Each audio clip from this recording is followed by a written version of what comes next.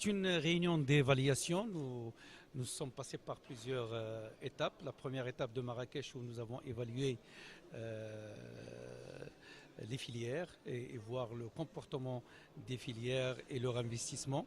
La deuxième évaluation s'est faite au niveau des régions, au niveau des chambres régionales d'agriculture, où il y a eu une discussion par rapport à l'avancement du projet Plan Maroc Vert sur le terrain. Et aujourd'hui, c'est une étape où on parle de thématiques, d'infrastructures, tout ce qui est, je dirais, tout ce qui touche l'ensemble du secteur. Ça peut l'eau, les financements, l'exportation, les marchés. Donc nous sommes en train de regarder les résultats sur lesquels nous sommes arrivés grâce à l'effort bien sûr des agriculteurs et à l'effort des opérateurs.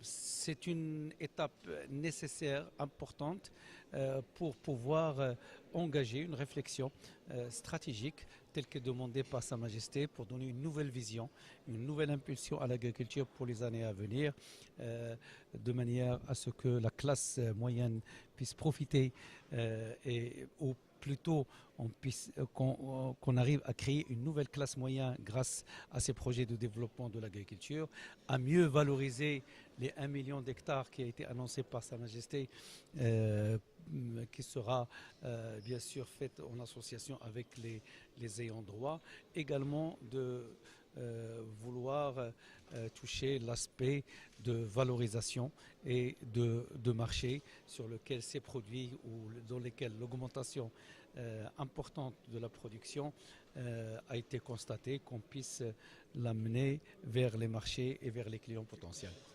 La rencontre d'aujourd'hui, c'est une rencontre qui fait partie donc, de toute une série de rencontres. Comme vous le savez, les professionnels se sont rencontrés à Marrakech et avant à Meknès. Et c'est à chaque fois l'occasion de faire une évaluation du plan Maroc Vert. Et on l'a constaté aujourd'hui que pratiquement le bilan il est globalement positif. Et également, c'est l'occasion de voir quels sont et de quelle manière nous allons traduire le discours royal sous forme d'un programme avec un échéancier précis. Et comme vous le savez, le discours royal, c'est un discours qui est historique. C'est un discours qui appelle à protéger la petite agriculture, surtout les petits agriculteurs. Et également encourage l'agriculture de groupe, ce qui est très important, créant les coopératives du groupement de production. Et également le discours royal, nous le considérons également très important au niveau de la réforme foncière, puisqu'il s'agit donc de la mobilisation donc des terres collectives au profit donc des ayants droit.